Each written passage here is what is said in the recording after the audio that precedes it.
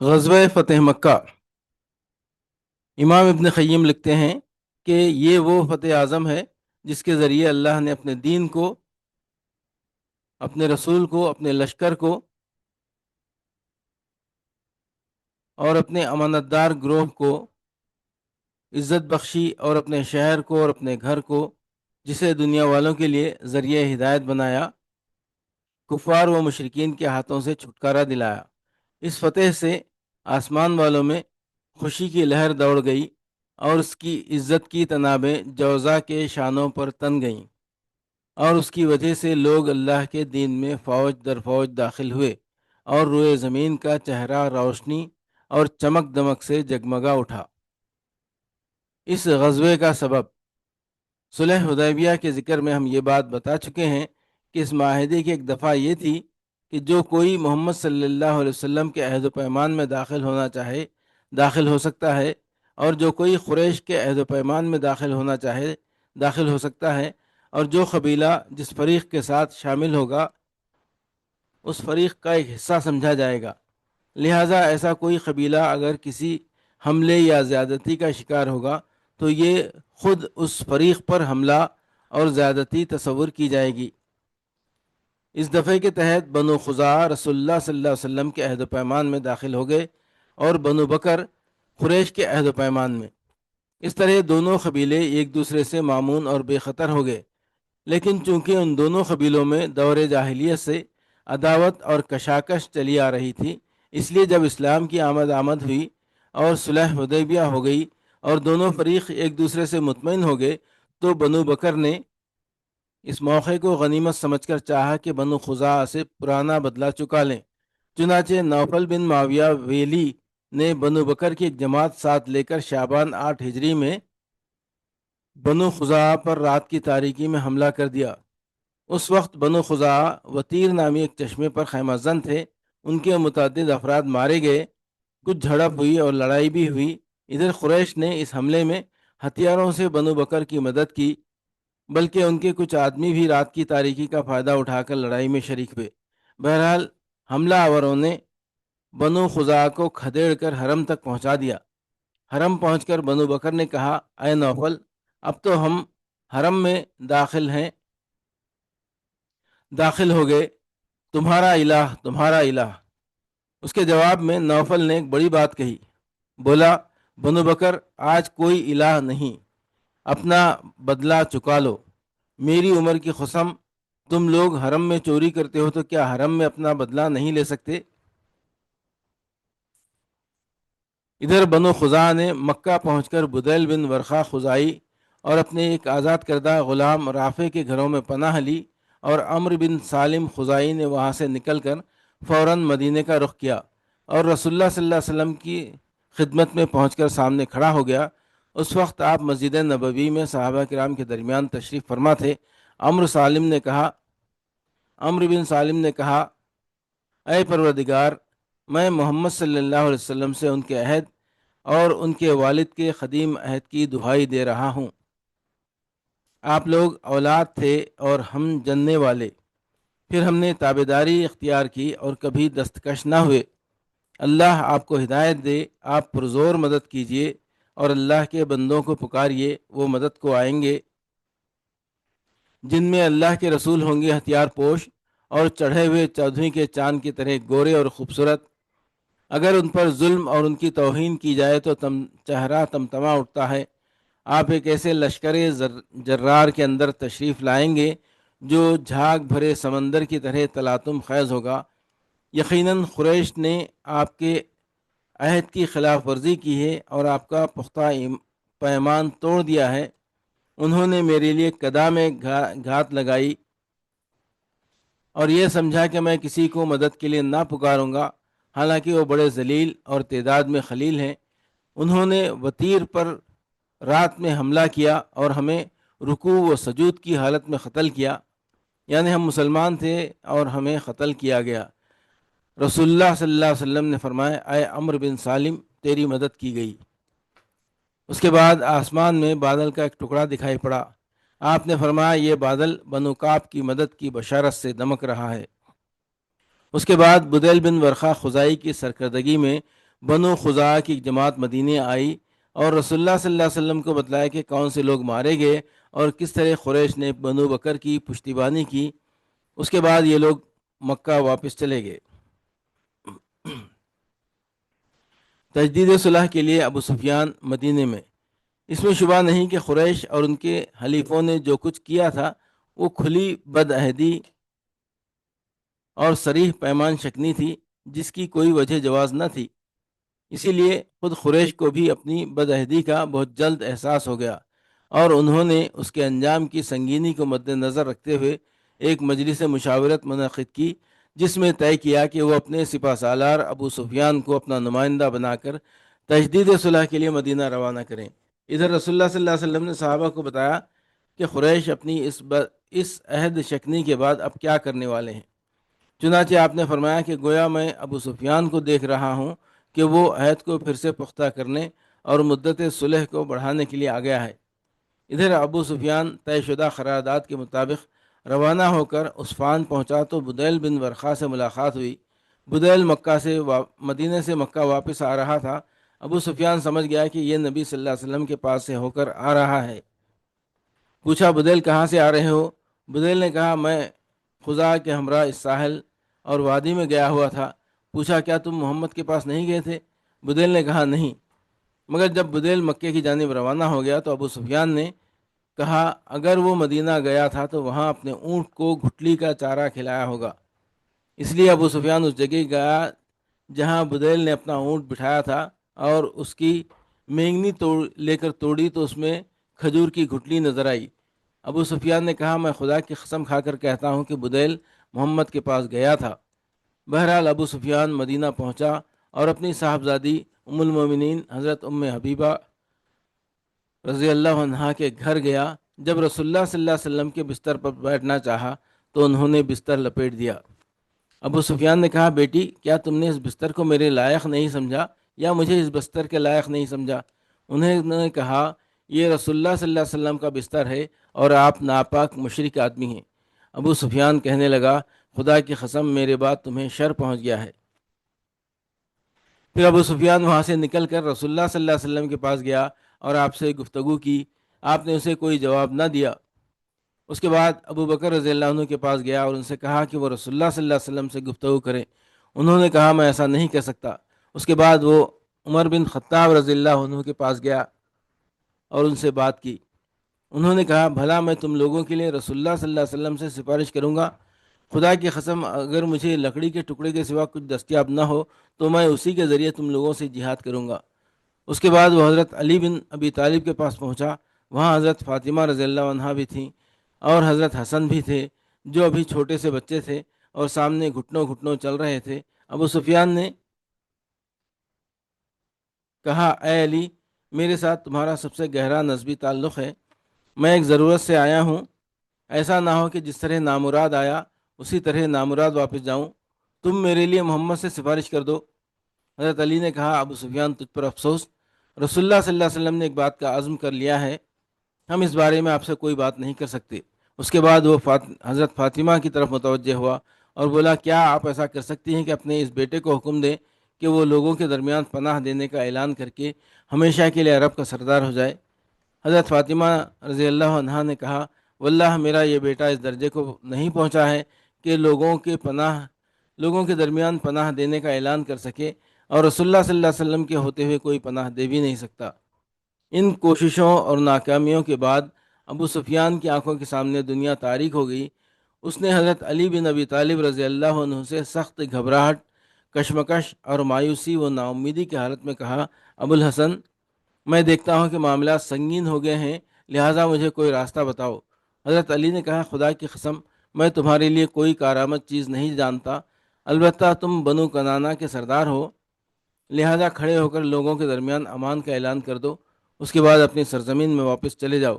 ابو سفیان نے کہا، کیا تمہارا خیال ہے کہ یہ میرے لیے کچھ کارآمد ہوگا؟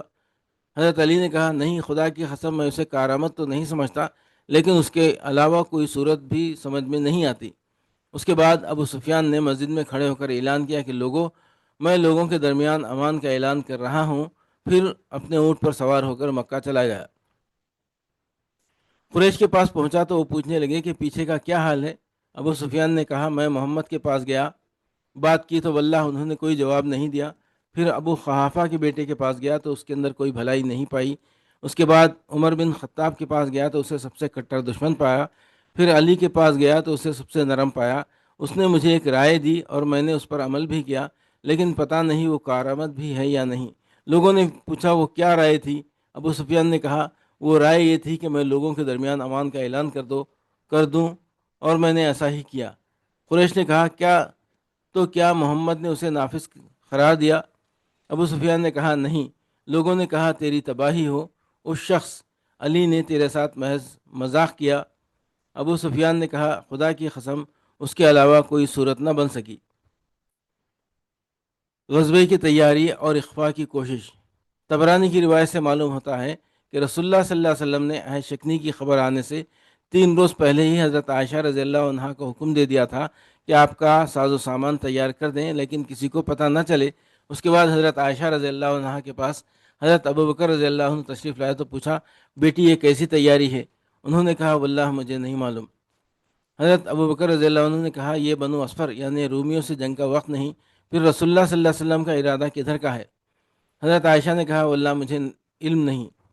تیسرے روز الصبح عمر بن سالم خزائی 40 سواروں کو ساتھ لے کر پہنچ گیا اور یا ربی انی ناشد محمدن والے اشعار کہے تو لوگوں کو معلوم ہوا کہ قریش نے عہد شکنی کی ہے۔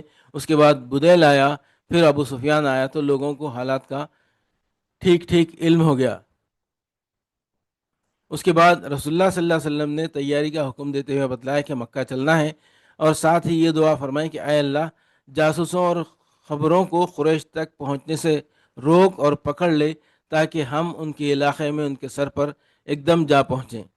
پھر کمال اخفاء اور رازداری کے غرض سے رسول اللہ صلی اللہ علیہ وسلم نے شروع ماہ رمضان 8 ہجری میں حضرت ابو قتادہ بن ربیع کی قیادت میں 8 آدمیوں کا ایک سریہ بطن عزم کی طرف روانہ فرمایا۔ یہ مقام ذی خشب اور ذی المروہ کے درمیان مدینے سے تقریباً 36 میل کے فاصلے پر واقع ہے۔ مقصد یہ تھا کہ سمجھنے والا سمجھے کہ آپ اسی علاقے کا رخ کریں گے اور یہی خبریں ادھر ادھر پھیلیں۔ لیکن یہ سریہ جب اپنے مقررہ مقام پر پہنچ گیا تو اسے خبر ملی کہ رسول اللہ صلی اللہ علیہ وسلم مکے کے لیے روانہ ہو چکے ہیں، چنانچہ یہ بھی آپ سے جا ملا۔ ادھر حاطب بن ابی بلتع رضی اللہ عنہ نے قریش کو ایک رخہ لے کر یہ اطلاع دے بھیجی کہ رسول اللہ صلی اللہ علیہ وسلم حملہ کرنے والے ہیں۔ انہوں نے یہ رخہ ایک عورت کو دیا تھا اور اسے قریش تک پہنچانے پر معاوضہ رکھا تھا۔ عورت سر کی چوٹی میں رخہ چھپا کر روانہ ہوئی، لیکن رسول اللہ صلی اللہ علیہ وسلم کو وحی سے حاطب کی اس حرکت کی خبر دے دی گئی، چنانچہ آپ نے حضرت علی، حضرت مقداد، حضرت زبیر اور حضرت ابو مرثد غنوی رضی اللہ عنہما کو یہ خط دے کر یہ کہہ کر بھیجا کہ جاؤ روضہ خاک پہنچو، وہاں ایک ہودج نشین عورت ملے گی جس کے پاس قریش کے نام ایک رخہ ہوگا۔ یہ حضرات گھوڑوں پر سوار تیزی سے روانہ ہوئے۔ وہاں پہنچے تو عورت موجود تھی۔ اس سے کہا کہ وہ نیچے اترے اور پوچھا کہ کیا تمہارے پاس کوئی خط ہے؟ اس نے کہا میرے پاس کوئی خط نہیں۔ انہوں نے اس کے کجاوے کی تلاشی لی لیکن کچھ نہ ملا۔ اس پر حضرت علی رضی اللہ عنہ نے اس سے کہا میں خدا کی قسم کھا کر کہتا ہوں کہ نہ رسول اللہ صلی اللہ علیہ وسلم نے جھوٹ کہا ہے نہ ہم جھوٹ کہہ رہے ہیں، تم یا تو خط نکالو یا ہم تمہیں ننگا کر دیں گے۔ جب اس نے یہ پختگی دیکھی تو بولی اچھا منہ پھیرو۔ انہوں نے منہ پھیرا تو اس نے چوٹی کھول کر خط نکالا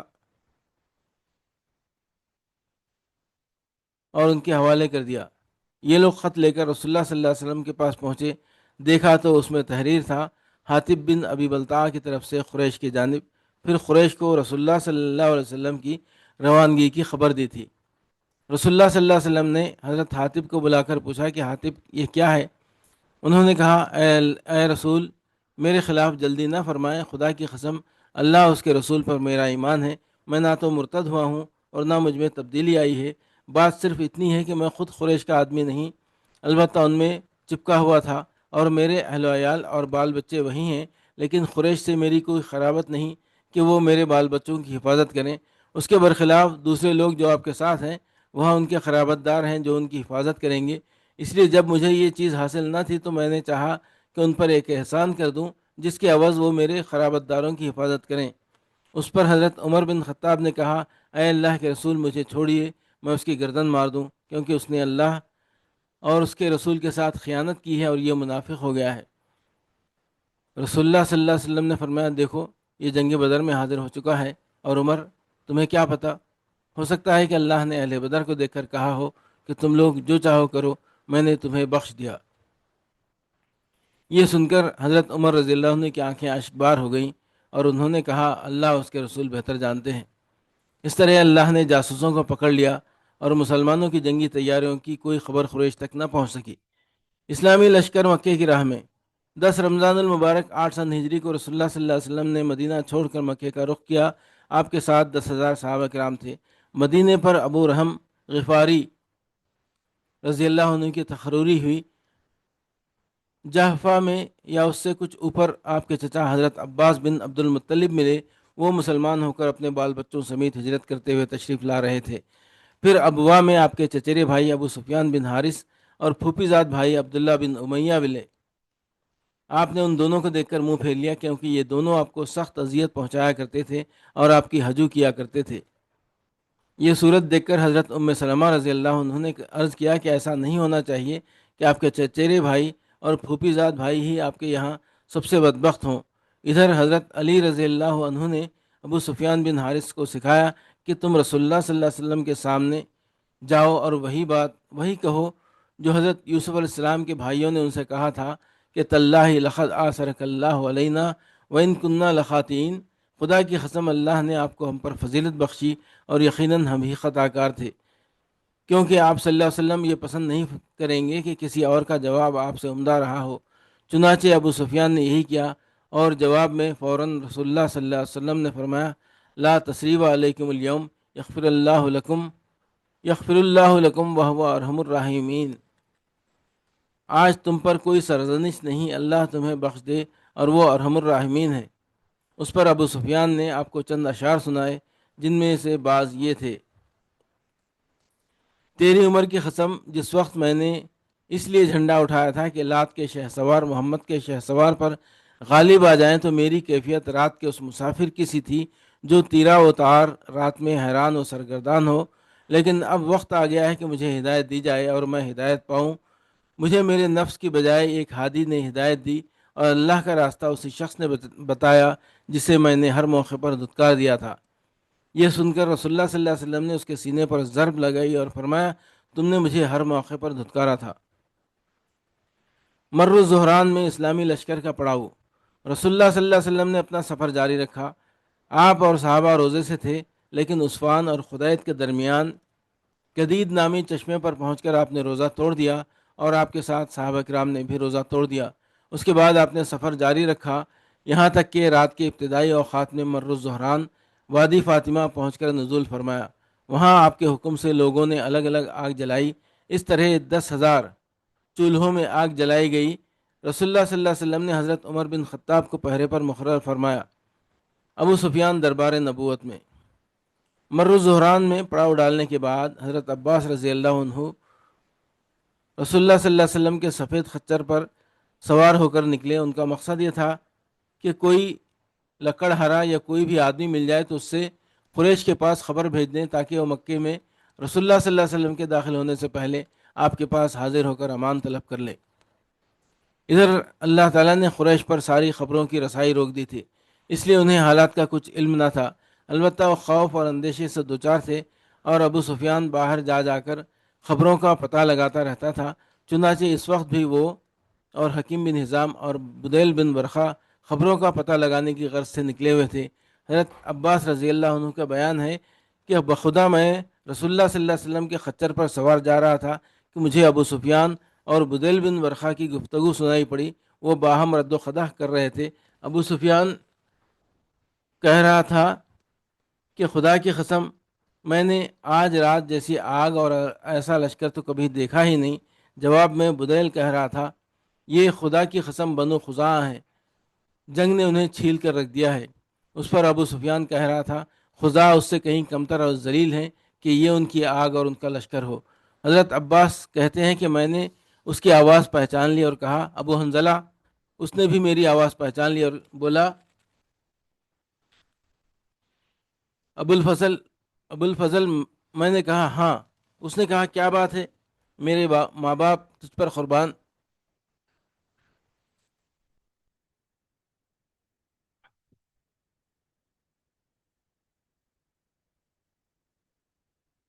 میں نے کہا یہ رسول اللہ صلی اللہ علیہ وسلم ہے، لوگوں سمیت، ہائے قریش کی تباہی واللہ۔ اس نے کہا اب کیا ہیلہ ہے؟ میرے ماں باپ تم پر قربان۔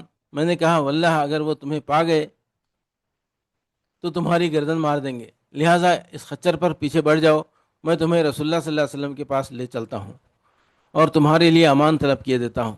اس کے بعد ابو سفیان میرے پیچھے بیٹھ گیا اور اس کے دونوں ساتھی واپس چلے گئے۔ حضرت عباس رضی اللہ عنہ کہتے ہیں کہ میں ابو سفیان کو لے کر چلا، جب کسی علاؤ کے پاس سے گزرتا تو لوگ کہتے کون ہے، لیکن جب دیکھتے کہ رسول اللہ صلی اللہ علیہ وسلم کا خچر ہے اور میں اس پر سوار ہوں تو کہتے کہ رسول اللہ صلی اللہ علیہ وسلم کے چچا ہیں اور آپ کے خچر پر ہیں۔ یہاں تک کہ میں عمر بن خطاب رضی اللہ عنہ کے علاؤ کے پاس سے گزرا، انہوں نے کہا کون ہے، اور اٹھ کر میری طرف آئے۔ جب پیچھے ابو سفیان کو دیکھا تو کہنے لگے ابو سفیان، اللہ کا دشمن، اللہ کی حمد ہے کہ اس نے بغیر عہد و پیمان کے تجھے ہمارے خوابوں میں کر دیا۔ اس کے بعد وہ نکل کر رسول اللہ صلی اللہ علیہ وسلم کی طرف دوڑے اور میں نے بھی خچر کو ایڑ لگائی۔ میں آگے بڑھ گیا اور خچر سے کود کر رسول اللہ صلی اللہ علیہ وسلم کے پاس جا گھسا۔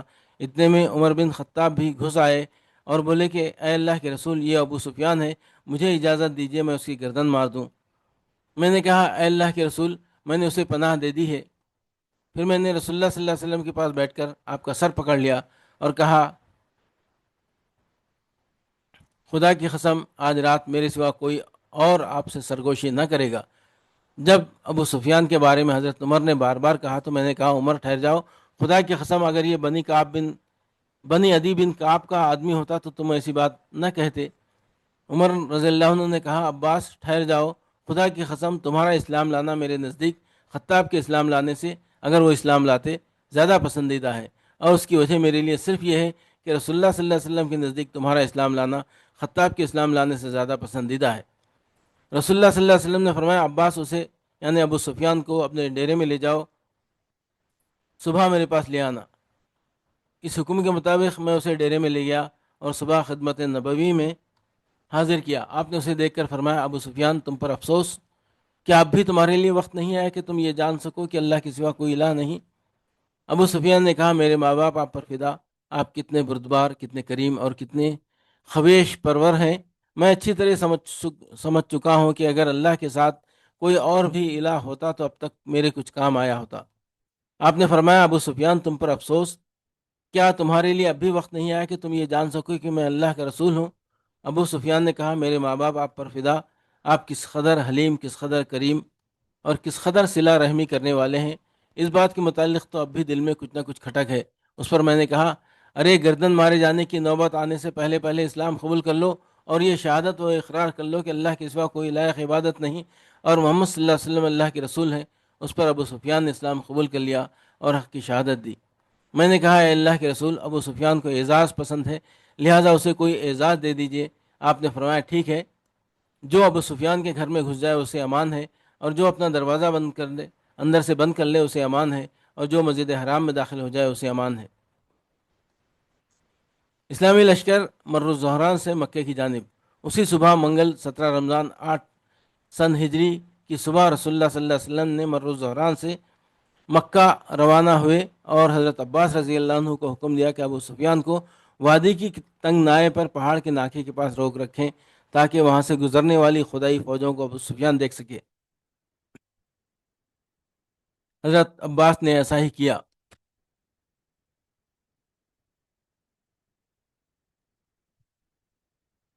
ادھر قبائل اپنے اپنے پھریرے لیے گزر رہے تھے۔ جب وہاں سے کوئی قبیلہ گزرتا تو ابو سفیان پوچھتا کہ عباس یہ کون لوگ ہیں؟ جواب میں حضرت عباس بطور مثال کہتے کہ بنو سلیم ہیں۔ تو ابو سفیان کہتا ہے کہ مجھے سلیم سے کیا واسطہ؟ پھر کوئی قبیلہ گزرتا تو ابو سفیان پوچھتا کہ اے عباس یہ کون لوگ ہیں؟ وہ کہتے کہ مزینہ ہیں۔ ابو سفیان کہتا مجھے مزینہ سے کیا مطلب؟ یہاں تک کہ سارے قبیلے ایک ایک کر کے گزر گئے۔ جب بھی کوئی قبیلہ گزرتا تو ابو سفیان حضرت عباس رضی اللہ عنہ سے اس کی بابت ضرور دریافت کرتا، اور جب وہ اسے بتاتے تو وہ کہتا کہ مجھے بنی فلاں سے کیا واسطہ؟ یہاں تک کہ رسول اللہ صلی اللہ علیہ وسلم اپنے سبز دستے کے جلو میں تشریف لائے۔ آپ مہاجرین و انصار کے درمیان فروکش تھے۔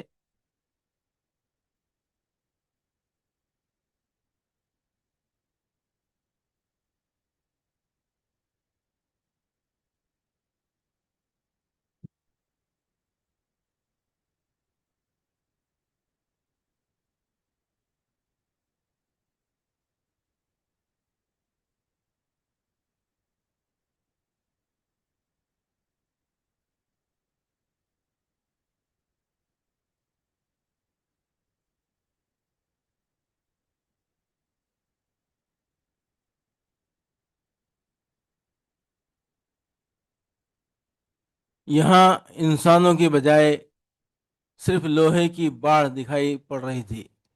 ابو سفیان نے کہا سبحان اللہ، اے عباس یہ کون لوگ ہیں؟ انہوں نے کہا یہ انصار و مہاجرین کے جلو میں رسول اللہ صلی اللہ علیہ وسلم تشریف فرما ہے۔ ابو سفیان نے کہا بھلا ان سے محاذ آرائی کی طاقت کسے ہے؟ اس کے بعد اس نے مزید کہا ابو الفضل، تمہارے بھتیجے کی بادشاہت تو اللہ بہت بڑی زبردست ہو گئی۔ حضرت عباس رضی اللہ عنہ نے کہا ابو سفیان یہ نبوت ہے؟ ابو سفیان نے کہا ہاں اب تو یہی کہا جائے گا۔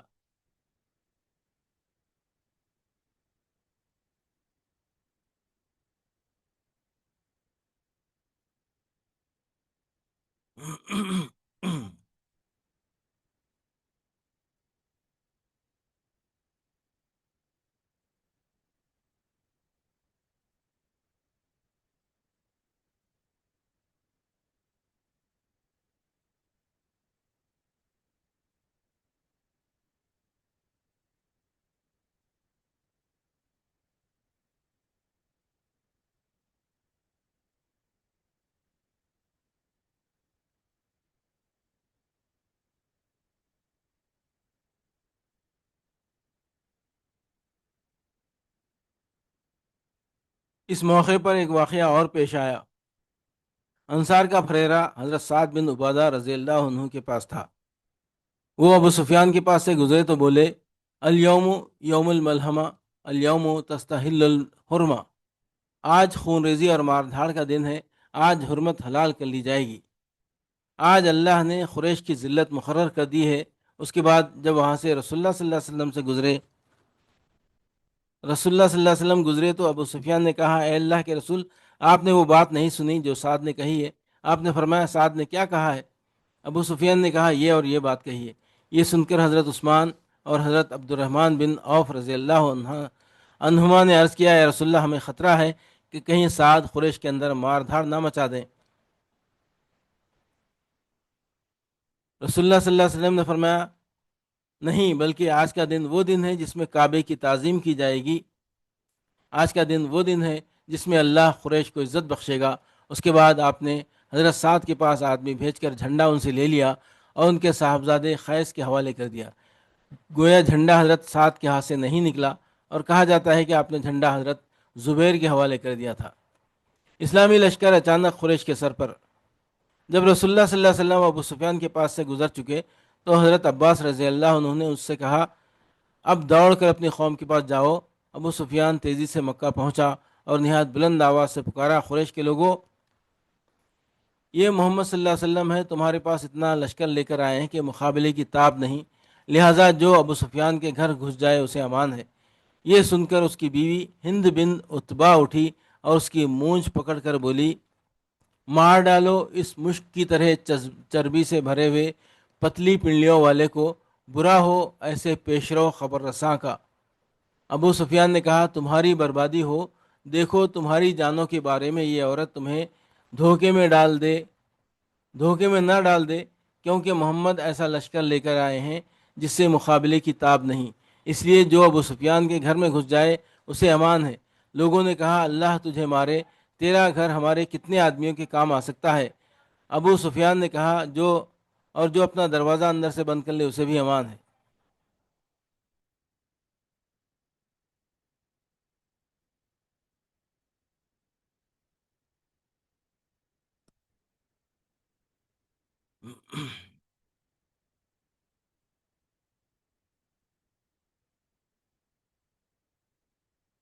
اور جو مسجد حرام میں داخل ہو جائے اسے بھی امان ہے۔ یہ سن کر لوگ اپنے اپنے گھروں اور مسجد حرام کی طرف بھاگے، البتہ اپنے کچھ اوباشوں کو لگا دیا اور کہا انہیں ہم آگے کیے دیتے ہیں، اگر قریش کو کچھ کامیابی ہوئی تو ہم ان کے ساتھ ہو رہیں گے، اور اگر ان پر ضرب لگی تو ہم سے جو کچھ مطالبہ کیا جائے گا منظور کر لیں گے۔ قریش کے یہ احمق اوباش مسلمانوں سے لڑنے کے لیے اکرمہ بن ابی جہل، صفوان بن امیہ اور سہیل بن عمرو کی کمان میں خندمہ کے اندر جمع ہوئے۔ ان میں بنو بکر کا ایک آدمی حماس بن قیس بھی تھا، جو اس سے پہلے ہتھیار ٹھیک ٹھاک کرتا رہتا تھا، جس پر اس کی بیوی نے ایک روز کہا، ایک کاہے کی تیاری ہے جو میں دیکھ رہی ہوں۔ اس نے کہا، محمد صلی اللہ علیہ وسلم اور اس کے ساتھیوں سے مقابلے کی تیاری ہے۔ اس پر بیوی نے کہا، خدا کی قسم، محمد صلی اللہ علیہ وسلم اور اس کے ساتھیوں کے مقابل کوئی چیز ٹھہر نہیں سکتی۔ اس نے کہا، خدا کی قسم، مجھے امید ہے کہ میں ان کے بعد ساتھیوں کو تمہارا خادم بناؤں گا۔ اس کے بعد کہنے لگا، اگر وہ آج مد مقابل آ گئے تو میرے لیے کوئی عذر نہ ہوگا۔ یہ مکمل ہتھیار، دراز زنی والا نیزہ اور جھٹ سوتی جانے والی دو دھاری تلوار ہے۔ خندمہ کی لڑائی میں یہ شخص بھی آیا ہوا تھا۔ اسلامی لشکر ذی طوا میں، ادھر رسول اللہ صلی اللہ علیہ وسلم مر الزہران سے روانہ ہو کر ذی طوا پہنچے۔ اس دوران اللہ کے بخشے ہوئے اعزاز فتح پر فرط تواضع سے آپ نے اپنا سر جھکا رکھا تھا، یہاں تک کہ داڑھی کے بال کجاوے کی لکڑی سے جا لگ رہے تھے۔ ذی طوا میں آپ نے لشکر کی ترتیب و تقسیم فرمائی۔ خالد بن ولید کو داہنے پہلو پر رکھا، اس میں اسلم، سلیم، غفار، مزینہ، جوہینہ اور کچھ دوسرے قبائل عرب تھے، اور خالد بن ولید کو حکم دیا کہ وہ مکے میں زیریں حصے سے داخل ہوں، اور اگر قریش میں سے کوئی آڑے آئے تو اسے کاٹ کر رکھ دیں، یہاں تک کہ صفا پر آپ سے آ ملے۔ حضرت زبیر بن عوام بائیں پہلو پر تھے، ان کے ساتھ رسول اللہ صلی اللہ علیہ وسلم کا پھریرا تھا۔ آپ نے انہیں حکم دیا کہ مکے میں بالائے حصے یعنی کدا سے داخل ہوں، اور ہجون میں آپ کا جھنڈا گاڑ کر آپ کی آمد تک وہیں ٹھہرے رہیں۔ حضرت ابو عبیدہ پیادے پر مقرر تھے۔ آپ نے انہیں حکم دیا کہ وہ بطن وادی کا راستہ پکڑیں، یہاں تک کہ مکے میں رسول اللہ صلی اللہ علیہ وسلم کے آگے اتریں۔ مکے میں اسلامی لشکر کا داخلہ۔ ان ہدایات کے بعد تمام دستے اپنے اپنے مقررہ راستوں پر چل پڑے۔ حضرت خالد اور ان کے رفقا کی راہ میں جو مشرک بھی آیا اسے مٹا دیا گیا، البتہ ان کے رفقا میں سے بھی کرز بن جابر فہری اور خنیس بن خالد بن ربیہ نے جام شہادت نوش کیا۔ وجہ یہ ہوئی کہ یہ دونوں لشکر سے بچھڑ کر ایک دوسرے راستے پر چل پڑے، اور اسی دوران انہیں قتل کر دیا گیا۔ خندمہ پہنچ کر حضرت خالد اور ان کے رفقا کی مٹ بھیڑ قریش کے اوباشوں سے ہوئی۔ معمولی سی جھڑپ میں 12 مشرک مارے گئے، اور اس کے بعد مشرکین میں بھگدڑ مچ گئی۔ حماس بن قیس، جو مسلمانوں سے جنگ کے لیے ہتھیار ٹھیک ٹھاک کرتا رہتا تھا، بھاگ کر اپنے گھر میں جا گھسا اور اپنی بیوی سے بولا، دروازہ بند کر لو۔ اس نے کہا، وہ کہاں گیا جو تم کہا کرتے تھے؟ کہنے لگا، اگر تم نے جنگ خندمہ کا حال دیکھا ہوتا، جبکہ صفوان اور اکرمہ بھاگ کھڑے ہوئے اور سوتی ہوئی تلواروں سے ہمارا استقبال کیا گیا، جو کلائیاں اور کھوپڑیاں اس طرح کاٹتی جا رہی تھیں کہ پیچھے سوائے ان کے شور و غوغا اور ہم ہما کے کچھ سنائی نہیں پڑتا تھا، تو تم ملامت کی ادنا بات نہ کہتی۔ اس کے بعد حضرت خالد رضی اللہ عنہ مکے کے گلی کوچوں کو رونتے ہوئے کوہ صفا پر رسول اللہ صلی اللہ علیہ وسلم سے جا ملے۔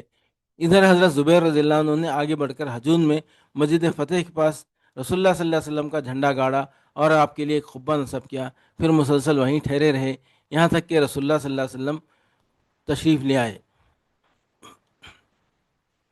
مسجد حرام میں رسول اللہ صلی اللہ علیہ وسلم کا داخلہ اور بتوں سے تطہیر۔ اس کے بعد رسول اللہ صلی اللہ علیہ وسلم اٹھے اور آگے پیچھے اور گرد و پیش موجود انصار و مہاجرین کی جلو میں مسجد حرام کے اندر تشریف لائے، آگے بڑھ کر حجر اسود کو چوما، اس کے بعد بیت اللہ کا طواف کیا۔ اس وقت آپ کے ہاتھ میں ایک کمان تھی، اور بیت اللہ کے گرد اس کی چھت پر 360 بت تھے۔ آپ نے اسی کمان سے ان بتوں کو ٹھوکر مارتے جاتے تھے اور کہتے جاتے تھے، جا الحق و زہق الباطل ان الباطل کان زہوقا، حق آ گیا اور باطل چلا گیا، باطل جانے والی چیز ہے۔ جا الحق وما یبدی الباطل وما یعید، حق آ گیا اور باطل کی چرت پھرت ختم ہو گئی، اور آپ کی ٹھوکر سے بت چہروں کے بل گرتے جاتے تھے۔ آپ نے طواف اپنی اونٹنی پر بیٹھ کر فرمایا تھا، اور حالت احرام میں نہ ہونے کی وجہ سے صرف طواف ہی پر اکتفا کیا۔ تکمیل طواف کے بعد حضرت عثمان بن طلحہ کو بلا کر ان سے کعبے کی کنجی لی۔ پھر آپ کے حکم سے خانہ کعبہ کھولا گیا۔ اندر داخل ہوئے تو تصویریں نظر آئیں، جن میں حضرت ابراہیم اور حضرت اسماعیل علیہ السلام کی تصویریں بھی تھیں، اور ان کے ہاتھ میں فال گیری کے تیر تھے۔ آپ نے یہ منظر دیکھ کر فرمایا، اللہ ان مشرکین کو ہلاک کرے، خدا کی قسم ان دونوں پیغمبروں نے کبھی بھی فال کے تیر استعمال نہیں کیے۔ آپ نے خانہ کعبہ کے اندر لکڑی کی بنی ہوئی ایک کبوتری بھی تھی، دیکھی، اسے اپنے دست مبارک سے توڑ دیا، اور تصویریں آپ کے حکم سے مٹا دی گئیں۔ خانہ کعبہ میں رسول اللہ صلی اللہ علیہ وسلم کی نماز اور قریش سے خطاب۔ اس کے بعد آپ نے اندر سے دروازہ بند کر لیا، اور حضرت اسامہ اور بلال بھی اندر ہی تھے۔ پھر دروازے کے مقابل کی دیوار کا رخ کیا۔ جب دیوار صرف 3 ہاتھ کے فاصلے پر رہے گی تو وہیں ٹھہر گئے۔ 2 کھمبے آپ کے بائیں جانب تھے، ایک کھمبا داہنے جانب، اور 3 کھمبے پیچھے۔ ان دنوں خانہ کعبہ میں 6 کھمبے تھے۔ پھر وہیں آپ نے نماز پڑھی۔ اس کے بعد بیت اللہ کے اندرونی حصے کا چکر لگایا، تمام گوشوں میں تکبیر و توحید کے کلمات کہیں، پھر دروازہ کھول دیا۔ قریش سامنے مسجد حرام میں صفیں لگائے کھچا کھچ بھرے تھے۔ انہیں انتظار تھا کہ آپ کیا کرتے ہیں۔ آپ نے دروازے کے دونوں بازو پکڑ لیے۔ قریش نیچے تھے۔ انہوں نے یوں مخاطب فرمایا، اللہ کے سوا کوئی معبود نہیں، وہ تنہا ہے، اس کا کوئی شریک نہیں۔ اس نے اپنا وعدہ سچ کر دکھایا، اپنے بندے کی مدد کی، اور تنہا سارے جتھوں کو شکست دی۔ سنو، بیت اللہ کی کلید برداری اور حاجیوں کو پانی پلانے کے علاوہ سارا اعزاز یا کمال یا خون میرے ان دونوں قدموں کے نیچے ہے۔ یاد رکھو، قتل خطا شبہ عمد میں جو کوڑے اور ڈنڈے سے ہو، مغلظ دیت ہے، یعنی 100 اونٹ، جن میں سے 40 اونٹنیوں کے شکم میں ان کے بچے ہوں۔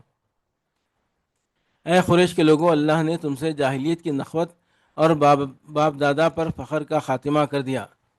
سارے لوگ آدم سے ہیں اور آدم مٹی سے۔ اس کے بعد یہ آیت تلاوت فرمائی، یا ایھا الناس انا خلقناکم من ذکر و انثی وجعلناکم شعوبا وقبائل لتعارفوا ان اکرمکم عند اللہ اتقاکم ان اللہ علیم خبیر۔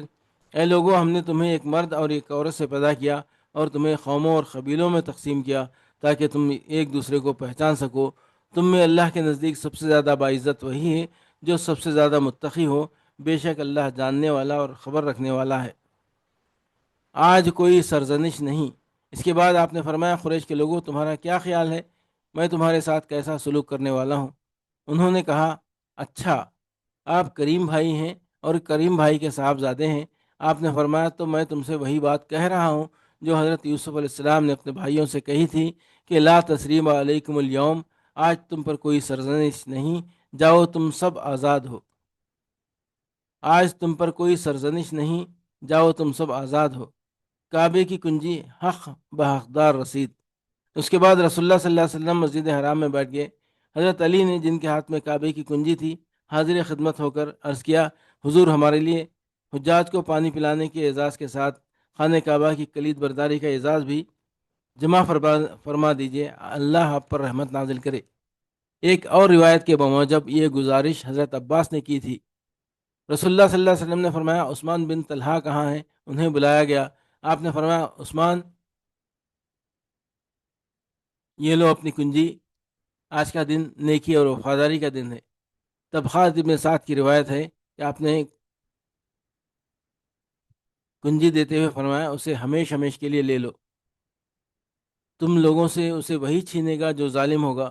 اے عثمان، اللہ نے تم لوگوں کو اپنے گھر کا امین بنایا ہے، لہٰذا اس بیت اللہ سے تمہیں جو کچھ ملے اس سے معروف کے ساتھ کھانا۔ کعبے کی چھت پر اذان بلالی۔ اب نماز کا وقت ہو چکا تھا۔ رسول اللہ صلی اللہ علیہ وسلم نے حضرت بلال کو حکم دیا کہ کعبے پر چڑھ کر اذان کہیں۔ اس وقت ابو سفیان بن حرب، عتاب بن اسید، حارث بن ہشام کعبے کے صحن میں بیٹھے تھے۔ عتاب نے کہا، اللہ نے اسید کو فوت کر کے اس پر یہ کرم کیا کہ وہ یہ اذان نہ سن سکا، ورنہ اسے ایک ناگوار چیز سننی پڑتی۔ اس پر حارث نے کہا، سنو، واللہ اگر مجھے معلوم ہو جائے کہ وہ برحق ہیں تو میں ان کا پیروکار بن جاؤں گا۔ اس پر ابو سفیان نے کہا، دیکھو واللہ میں کچھ نہیں کہوں گا، کیونکہ اگر میں بولوں گا تو یہ کنکریاں بھی میرے متعلق خبر دے دیں گی۔ اس کے بعد نبی صلی اللہ علیہ وسلم ان کے پاس تشریف لے گئے اور فرمایا، ابھی تم لوگوں نے جو باتیں کی ہیں وہ مجھے معلوم ہو چکی ہیں۔ پھر آپ نے ان کی گفتگو دہرا دی۔ اس پر حارث اور عطاب بول اٹھے، ہم شہادت دیتے ہیں کہ آپ اللہ کے رسول ہیں۔ خدا کی قسم کوئی شخص ہمارے ساتھ تھا ہی نہیں کہ ہماری اس گفتگو سے آگاہ ہوتا اور ہم کہتے کہ اس نے آپ کو خبر دی ہوگی۔ فتح یا شکرانے کی نماز۔ اسی روز رسول اللہ صلی اللہ علیہ وسلم ام ہانی بنت ابی طالب کے گھر تشریف لے گئے، وہاں غسل فرمایا، ان کے گھر میں ہی 8 رکعت نماز پڑھی۔ یہ چاشت کا وقت تھا، اس لیے کسی نے اس کو چاشت کی نماز سمجھا اور کسی نے فتح کی نماز۔ ام ہانی نے اپنے 2 دیوروں کو پناہ دے رکھی تھی۔ آپ نے فرمایا، اے ام ہانی، جسے تم نے پناہ دی اسے ہم نے بھی پناہ دی۔ اس ارشاد کی وجہ یہ تھی کہ ام ہانی کے بھائی حضرت علی بن ابی طالب رضی اللہ عنہ ان دونوں کو قتل کرنا چاہتے تھے، اس لیے ام ہانی نے ان دونوں کو چھپا کر گھر کا دروازہ بند کر رکھا تھا۔ جب نبی صلی اللہ علیہ وسلم تشریف لے گئے تو ان کے بارے میں سوال کیا اور مذکورہ جواب سے بہرور ہوئیں۔ اکابر مجرمین کا خون رائیگاں قرار دیا گیا۔ اکابر مجرمین کا خون رائیگاں قرار دے دیا گیا۔ فتح مکہ کے روز رسول اللہ صلی اللہ علیہ وسلم نے اکابر مجرمین میں سے 9 آدمیوں کا خون رائیگاں قرار دیتے ہوئے حکم دیا کہ اگر وہ کعبے کے پردے کے نیچے بھی پائے جائیں تو انہیں قتل کر دیا جائے۔ ان کے نام یہ ہیں: عبدالعزیٰ بن قتل، عبداللہ بن سعد بن ابی سرح، اکرمہ بن ابی جہل، حارث بن نفیل بن وہب، مخیص بن سبابہ، حبار بن اسود۔ ابن قتل کی 2 لونڈیاں جو نبی صلی اللہ علیہ وسلم کی حجو گایا کرتی تھیں، سارہ جو اولاد عبد المطلب میں سے کسی کی لونڈی تھی، اسی کے پاس حاطب کا خط پایا گیا تھا۔ ابن ابی سرح کو کا معاملہ یہ ہوا کہ اسے حضرت عثمان بن عفان رضی اللہ عنہ نے خدمت نبوی میں لے جا کر جان بخشی کی سفارش کر دی اور آپ نے اس کی جان بخشی فرماتے ہوئے اس کا اسلام قبول کر لیا، لیکن اس سے پہلے آپ کچھ دیر تک اس امید میں خاموش رہے کہ کوئی صحابی اٹھ کر اسے قتل کر دیں گے، کیونکہ یہ شخص اس سے پہلے بھی ایک بار اسلام قبول کر چکا تھا لیکن پھر مرتد ہو کر بھاگ گیا تھا۔ تاہم اس کے بعد کا کردار اس کے حسن اسلام کا آئینہ دار ہے رضی اللہ عنہ۔ اکرمہ بن ابی جہل نے بھاگ کر یمن کی راہ لی، لیکن اس کی بیوی خدمت نبوی میں حاضر ہو کر اس کے لیے امان کی طالب ہوئی اور آپ نے امان دے دی۔ اس کے بعد وہ اکرمہ کے پیچھے پیچھے گئی اور اسے ساتھ لے آئی۔ اس نے واپس آ کر اسلام قبول کیا اور اس کے اسلام کی کیفیت بہت اچھی رہی۔ ابن قتل خانہ کعبہ کا پردہ پکڑ کر لٹکا ہوا تھا۔ ایک صحابی نے خدمت نبوی میں حاضر ہو کر اطلاع دی، آپ نے فرمایا اسے قتل کر دو۔ انہوں نے اسے قتل کر دیا۔ مخیص بن سبابہ کو حضرت نمیلہ بن عبداللہ نے قتل کیا۔ مخیص بھی پہلے مسلمان ہو چکا تھا، لیکن پھر ایک انصاری کو قتل کر کے مرتد ہو گیا اور بھاگ کر مشرکین کے پاس چلا گیا تھا۔ حارث مکے میں رسول اللہ صلی اللہ علیہ وسلم کو سخت اذیت پہنچایا کرتا تھا، اسے حضرت علی رضی اللہ عنہ نے قتل کیا۔ حبار بن اسود وہی شخص ہے جس نے رسول اللہ صلی اللہ علیہ وسلم کے صاحبزادی حضرت زینب کو ان کی ہجرت کے موقع پر ایسا کچوکا مارا تھا کہ وہ حدث سے ایک چٹان پر جا گری تھیں اور اس کی وجہ سے ان کا حمل ساخط ہو گیا تھا۔ یہ شخص فتح مکہ کے روز نکل بھاگا، پھر مسلمان ہو گیا اور اس کے اسلام کی کیفیت اچھی رہی۔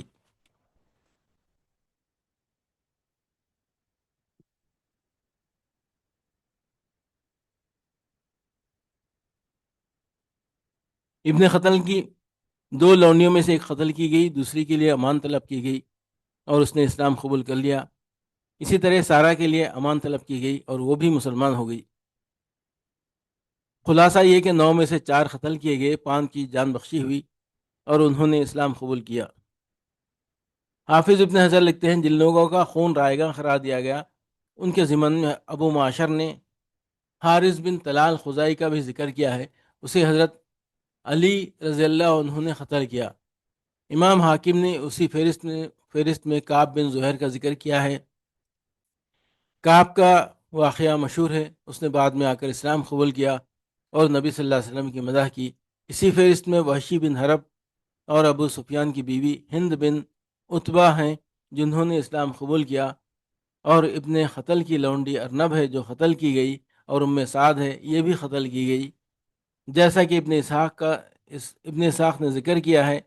اس طرح مردوں کی تعداد 8 اور عورتوں کی تعداد 6 ہو جاتی ہے۔ ہو سکتا ہے کہ دونوں لونڈیاں ارنب اور ام سعد ہوں اور اختلاف محض نام کا ہو یا کئی کنیت اور لقب کے اعتبار سے اختلاف ہو گیا ہو۔ صفوان بن امیہ اور فضالہ بن عمیر کا قبول اسلام۔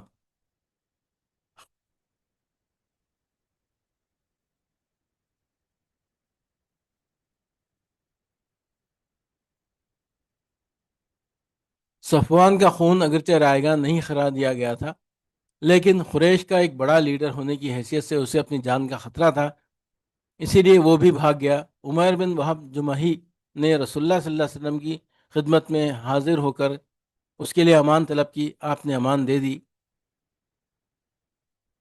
علامت کے طور پر عمیر کو اپنی وہ پگڑی بھی دے دی جو مکے میں داخلے کے وقت آپ نے سر پر باندھ رکھی تھی۔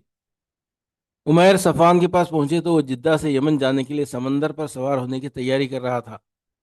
عمیر اسے واپس لے آئے۔ اس نے رسول اللہ صلی اللہ علیہ وسلم سے کہا، مجھے 2 مہینے کا اختیار دیجیے۔ آپ نے فرمایا، تمہیں 4 مہینے کا اختیار ہے۔ اس کے بعد صفوان نے اسلام قبول کر لیا۔ اس کی بیوی پہلے ہی مسلمان ہو چکی تھی۔ آپ نے دونوں کو پہلے ہی نکاح پر برقرار رکھا۔ غزالہ ایک جری آدمی تھا۔ جس وقت رسول اللہ صلی اللہ علیہ وسلم طواف کر رہے تھے، وہ قتل کی نیت سے آپ کے پاس آیا، لیکن رسول اللہ صلی اللہ علیہ وسلم نے بتا دیا کہ اس کے دل میں کیا ہے۔ اس پر وہ مسلمان ہو گیا۔ فتح کے دوسرے دن رسول اللہ صلی اللہ علیہ وسلم کا خطبہ فتح کے دوسرے دن خطبہ دینے کے لیے رسول اللہ صلی اللہ علیہ وسلم کے درمیان لوگوں کے درمیان پھر کھڑے ہوئے۔ آپ نے اللہ کی حمد و ثنا کی اور اس کے شایان شان اس کی تمجید کی۔ پھر فرمایا، لوگوں، اللہ نے جس دن آسمان کو پیدا کیا اسی دن مکے کو حرم، حرمت والا شہر ٹھہرایا، اس لیے وہ اللہ کی حرمت کے سبب قیامت تک کے لیے حرام ہے۔ کوئی آدمی جو اللہ اور آخرت پر ایمان رکھتا ہو اس کے لیے حلال نہیں کہ اس میں خون بہائے یا یہاں کوئی درخت کاٹے۔ اگر کوئی شخص اس بنا پر رخصت اختیار کرے کہ رسول اللہ صلی اللہ علیہ وسلم نے یہاں قتال کیا، تو اس سے کہہ دو کہ اللہ نے اپنے رسول کو اجازت دی تھی لیکن تمہیں اجازت نہیں دی ہے، اور میرے لیے بھی اسے صرف 1 دن کی ایک ساعت میں حلال کیا گیا۔ پھر آج اس کی حرمت اسی طرح پلٹ آئی جس طرح کل اس کی حرمت تھی۔ اب چاہیے کہ جو حاضر ہے وہ غائب کو یہ بات پہنچا دے۔ ایک روایت میں اتنا اضافہ ہے کہ یہاں کا کانٹا نہ کاٹا جائے، شکار نہ بھگایا جائے اور گری پڑی چیز نہ اٹھائی جائے، البتہ وہ شخص اٹھا سکتا ہے جو اس کا تعارف کرائے، اور یہاں کی گھاس نہ اکھاڑی جائے۔ حضرت عباس نے کہا، یا رسول اللہ صلی اللہ علیہ وسلم، مگر اذخر، عرب کی مشہور گھاس جو موج کی شکل میں ہوتی ہے اور چائے اور دوا کے طور پر استعمال ہوتی ہے، کیونکہ یہ لوہار اور گھر کی ضروریات کی چیز ہے۔ آپ نے فرمایا، مگر اذخر۔ بنو خزاعہ نے اس روز بنو لیث کے ایک آدمی کو قتل کر دیا تھا، کیونکہ بنو لیث کے ہاتھوں ان کا ایک آدمی جاہلیت میں مارا گیا تھا۔ رسول اللہ صلی اللہ علیہ وسلم نے فرمایا، خزاعہ کے لوگوں، اپنا ہاتھ قتل سے روک لو، کیونکہ قتل اگر نافع ہوتا تو بہت قتل ہو چکا۔ تم نے ایک ایسا آدمی قتل کیا ہے کہ میں اس کی دیت لازماً ادا کروں گا۔ پھر میرے اس مقام کے بعد اگر کسی نے کسی کو قتل کیا تو مقتول کے اولیاء کو 2 باتوں کا اختیار ہوگا، چاہیں تو وہ قاتل کا خون بہائیں اور چاہیں تو اس سے دیت لیں۔ ایک روایت میں ہے کہ اس کے بعد یمن کے ایک آدمی نے جس کا نام ابو شاہ تھا اٹھ کر عرض کیا، یا رسول اللہ، اسے میرے لیے لکھوا دیجیے۔ آپ نے فرمایا، ابو شاہ کے لیے لکھ دو۔ انصار کے اندیشے۔ جب رسول اللہ صلی اللہ علیہ وسلم فتح مکہ کی تکمیل فرما چکے اور معلوم ہے کہ یہی آپ کا شہر، آپ کی جائے پیدائش اور وطن تھا، تو انصار نے آپس میں کہا، کیا خیال ہے؟ اب اللہ نے رسول اللہ صلی اللہ علیہ وسلم کو آپ کی اپنی زمین اور آپ کا شہر فتح کرا دیا ہے، تو آپ یہیں قیام فرمائیں گے؟ اس وقت آپ صفا پر ہاتھ اٹھائے دعا فرما رہے تھے۔ دعا سے فارغ ہوئے تو دریافت فرمایا، تم لوگوں نے کیا بات کہی ہے؟ انہوں نے کہا، کچھ نہیں یا رسول اللہ، مگر آپ نے اصرار فرمایا تو بالآخر ان لوگوں نے بتلا دیا۔ آپ نے فرمایا، خدا کی پناہ، اب زندگی اور موت تمہارے ساتھ ہے۔ بیعت۔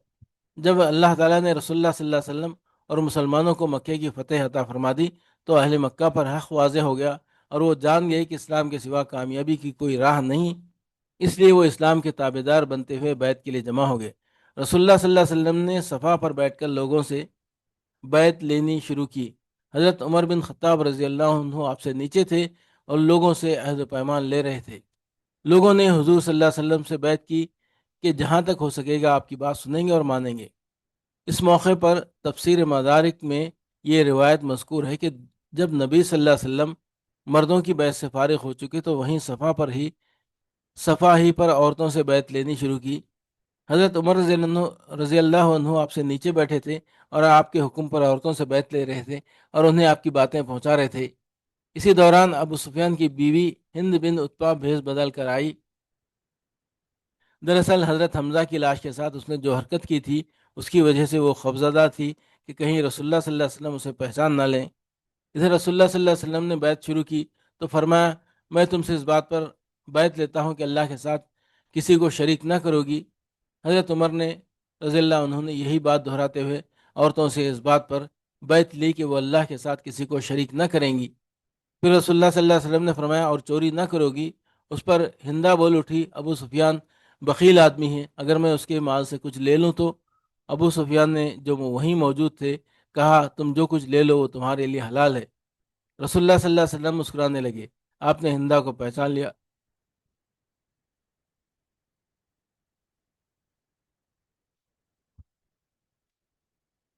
فرمایا، اچھا تو تم ہو ہندا؟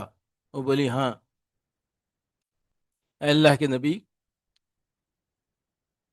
جو کچھ گزر چکا ہے اسے معاف فرما دیجئے، اللہ آپ کو معاف فرمائے۔ اس کے بعد آپ نے فرمایا، اور زنا نہ کرو گی؟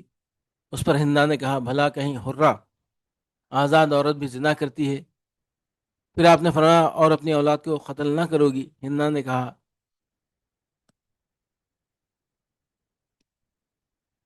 ہم نے تو بچپن میں انہیں پالا پوسا، لیکن بڑے ہونے پر آپ لوگوں نے انہیں قتل کر دیا، اس لیے آپ اور وہی بہتر جانے۔ یاد رہے کہ ہندا کا بیٹا حنزلہ بن ابی سفیان بدر کے دن قتل کیا گیا تھا۔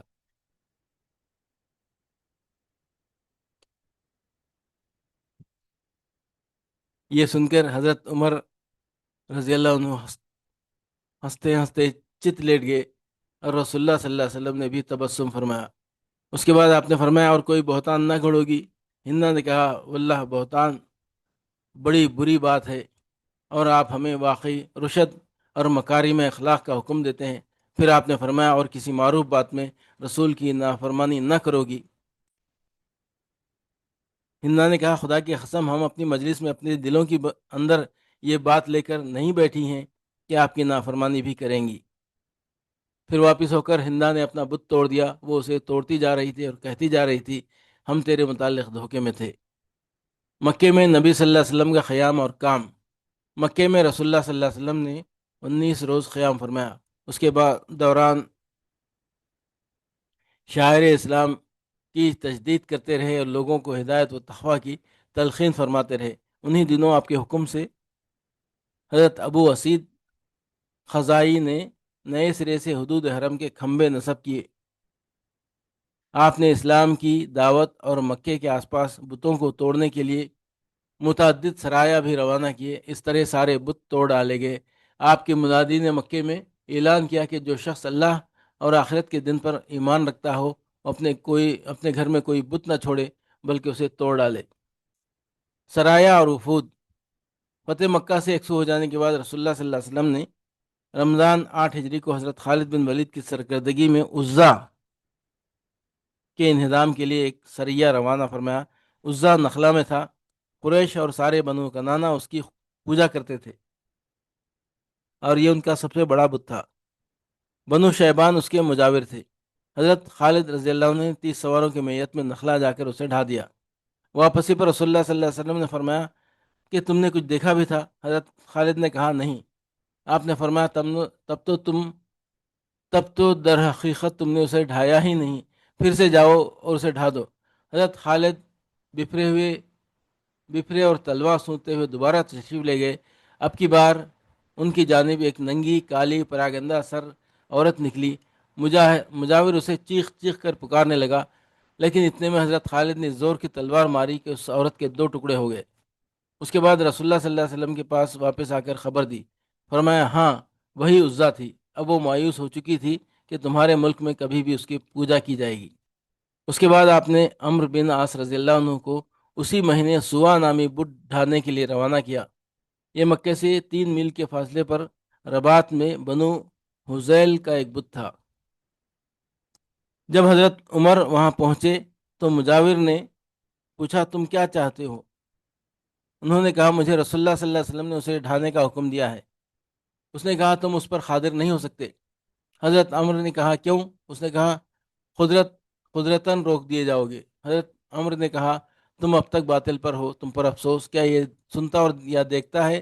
اس کے بعد بت کے پاس جا کر اسے توڑ ڈالا اور اپنے ساتھیوں کو حکم دیا کہ وہ اس کے خزانے والا مکان ڈھا دیں، لیکن اس میں سے کچھ نہ ملا۔ پھر مجاور سے فرمایا کہو کیسا رہا؟ اس نے کہا میں اللہ کے لیے اسلام لایا۔ اسی ماہ حضرت سعد بن زید اشعری کو 20 سوار دے کر منات کی جانب روانہ کیا گیا۔ یہ خدید کے پاس مشلل میں اوس و خزرج اور غسان وغیرہ کا بت تھا۔ جب حضرت سعد وہاں پہنچے تو اس کے مجاور نے ان سے کہا تم کیا چاہتے ہو؟ انہوں نے کہا منات کو ڈھانا چاہتا ہوں۔ اس نے کہا تم جانو اور تمہارا کام جانے۔ حضرت سعد منات کی طرف بڑھے تو ایک کالی ننگی پراگندہ سر عورت نکلی۔ وہ اپنا سینہ پیٹ پیٹ کر ہائے ہائے کر رہی تھی۔ اس نے مجاور سے کہا منات اپنے کچھ نافرمانوں کو پکڑ لے، لیکن اتنے میں حضرت سعد نے تلوار مار کر اس کا کام تمام کر دیا۔ پھر لپک کر بت ڈھا دیا اور اسے توڑ پھوڑ ڈالا۔ خزانے میں کچھ نہ ملا۔ عزا کو ڈھا کر حضرت خالد بن ولید رضی اللہ عنہ واپس آئے تو انہیں رسول اللہ صلی اللہ علیہ وسلم نے اسی ماہ شعبان 8 ہجری میں بنو جزیمہ کے پاس روانہ فرمایا، لیکن مقصود حملہ نہیں بلکہ اسلام کی تبلیغ تھی۔ حضرت خالد رضی اللہ عنہ مہاجرین و انصار اور بنو سلیم کے 350 افراد لے کر روانہ ہوئے اور بنو جزیمہ کے پاس پہنچ کر اسلام کی دعوت دی۔ انہوں نے اسلمنا، ہم اسلام لائے کے بجائے سبانا سبانا، ہم نے اپنا دین چھوڑا، ہم نے اپنا دین چھوڑا کہا۔ اس پر حضرت خالد نے ان کا قتل اور ان کی گرفتاری شروع کر دی اور ایک قیدی اپنے ہر ساتھی کے حوالے کیا۔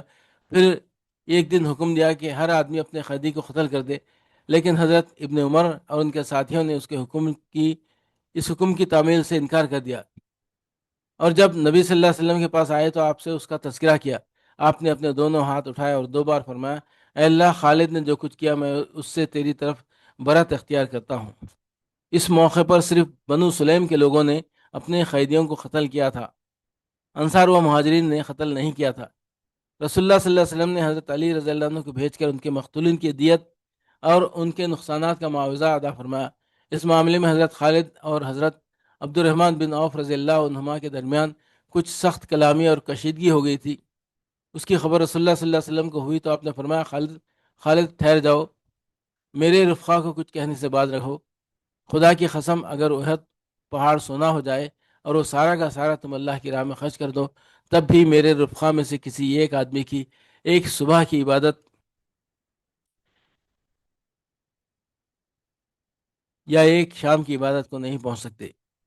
یہ ہے غزوہ فتح مکہ، اور یہی وہ فیصلہ کن معرکہ اور فتح عظیم ہے جس نے بت پرستی کی قوت مکمل طور پر توڑ کر رکھ دی اور اس کا کام اس طرح تمام کر دیا کہ جزیرۃ العرب میں اس کے باقی رہنے کی کوئی گنجائش اور کوئی وجہ جواز نہ رہ گئی، کیونکہ عام قبائل منتظر تھے کہ مسلمانوں اور بت پرستوں میں جو معرکہ آ رہی چل رہی ہے، دیکھیں اس کا انجام کیا ہوتا ہے۔ ان قبائل کو یہ بات بھی اچھی طرح معلوم تھی کہ حرم پر وہی مسلط ہو سکتا ہے جو حق پر ہو۔ ان کے اس یقین کامل میں مزید حد درجہ پختگی نصف صدی پہلے اصحاب فیل ابرہہ اور اس کے ساتھیوں کے واقعے سے آ گئی تھی، کیونکہ اہل عرب نے دیکھ لیا تھا کہ ابرہہ اس کے ساتھیوں نے بیت اللہ کا رخ کیا تو اللہ نے انہیں ہلاک کر کے بھس بنا دیا۔ یاد رہے کہ صلح حدیبیہ اس فتح عظیم کا پیش خیمہ تھی اور تمہید تھی۔ اس کی وجہ سے امن و امان کا دور دورہ ہو گیا تھا، لوگ کھل کر ایک دوسرے سے باتیں کرتے تھے اور اسلام کے متعلق تبادلے خیال اور بحثیں ہوتی تھیں۔ مکے کے جو لوگ درپردہ مسلمان تھے انہیں بھی اس صلح کے بعد اپنے دین کا اظہار و تبلیغ اور اس پر بحث و مناظرے کا موقع ملا۔ ان حالات کے نتیجے میں بہت سے لوگ حلقہ بگوش اسلام ہوئے، یہاں تک کہ اسلامی لشکر کی جو تعداد گزشتہ کسی غزوے میں 3000 سے زیادہ نہ ہو سکی تھی، اس غزوہ فتح مکہ میں 10,000 تک جا پہنچی۔ اس فیصلہ کن غزوے نے لوگوں کی آنکھیں کھول دیں اور ان پر پڑا ہوا وہ آخری پردہ ہٹا دیا جو قبول اسلام کی راہ میں روک بنا ہوا تھا۔ اس فتح کے بعد پورے جزیرۃ العرب کے سیاسی اور دینی افق پر مسلمانوں کا سورج چمک رہا تھا، اور اب دینی سربراہی اور دنیاوی قیادت کی زمام ان کے ہاتھ آ چکی تھی۔ گویا صلح حدیبیہ کے بعد جو مسلمانوں کے حق میں مفید تغیر شروع ہوا تھا، اس فتح کے ذریعے مکمل اور تمام ہو گیا۔ اور اس کے بعد ایک دوسرا دور شروع ہوا جو پورے طور پر مسلمانوں کے حق میں تھا، اور جس میں پوری صورتحال مسلمانوں کے قابو میں تھی، اور عرب و اقوام کے سامنے صرف ایک ہی راستہ تھا کہ وہ وفود کی شکل میں رسول اللہ صلی اللہ علیہ وسلم کی خدمت میں حاضر ہو کر اسلام قبول کرنے اور آپ کی دعوت لے کر چار دانگ عالم میں پھیل جائیں۔ اگلے 2 برسوں میں اسی کی تیاری کی گئی۔ تیسرا مرحلہ، یہ رسول اللہ صلی اللہ علیہ وسلم کی پیغمبرانہ زندگی کا آخری مرحلہ ہے جو آپ کی اسلامی دعوت کے نتائج کی نمائندگی کرتا ہے، جنہیں آپ نے تقریباً 23 سال کی طویل جدوجہد، مشکلات و مشقت، ہنگاموں اور فتنوں، فسادات اور جنگوں اور خونریز معرکوں کے بعد حاصل کیا تھا۔ ان طویل برسوں میں فتح مکہ سب سے اہم ترین کامیابی تھی جو مسلمانوں نے حاصل کی۔ اس کی وجہ سے حالات کا دھارا بدل گیا اور عرب کی فضا میں تغیر آ گیا۔ یہ فتح در حقیقت اپنے ماقبل اور مابعد کے دونوں زمانوں کے درمیان حد فاصل کی حیثیت رکھتی ہے، چونکہ قریش اہل عرب کی نظر میں دین کے محافظ اور انصار تھے اور پورا عرب اس بارے میں ان کے تابع تھا۔ اس لیے قریش کی سپر اندازی کے معنی یہ تھے کہ پورے جزیرے نمایاں عرب میں بت پرستانہ دین کا کام تمام ہو گیا۔ یہ آخری مرحلہ 2 حصوں میں تقسیم ہے: مجاہدہ اور قتال، قبول اسلام کے لیے قوموں اور قبیلوں کی دوڑ۔ یہ دونوں صورتیں ایک دوسرے سے جڑی ہوئی ہیں، اس مرحلے میں آگے پیچھے بھی اور ایک دوسرے کے دوران بھی پیش آتی رہی ہیں۔ البتہ ہم نے کتابی ترتیب یہ اختیار کی ہے کہ ایک کو دوسرے سے الگ ذکر نہ کریں، چونکہ پچھلے صفحات میں معرکہ و جنگ کا تذکرہ چل رہا تھا اور اگلی جنگ اسی کی ایک شاخ کی حیثیت رکھتی ہے، اس لیے یہاں جنگوں ہی کا ذکر پہلے کیا جا رہا ہے۔